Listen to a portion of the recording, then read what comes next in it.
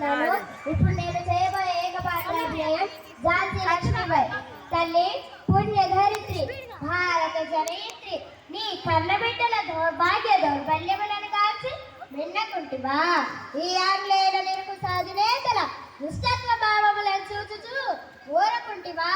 సర్వ పరిత్యాగులైన దేశభక్తులను దేశ ద్రోహులుగా చిత్రించి చిత్రహింసల పాలు చేయకుండా చిట్టడివిలోని బొమ్మ వలె కిమ్మనుకుంటివా?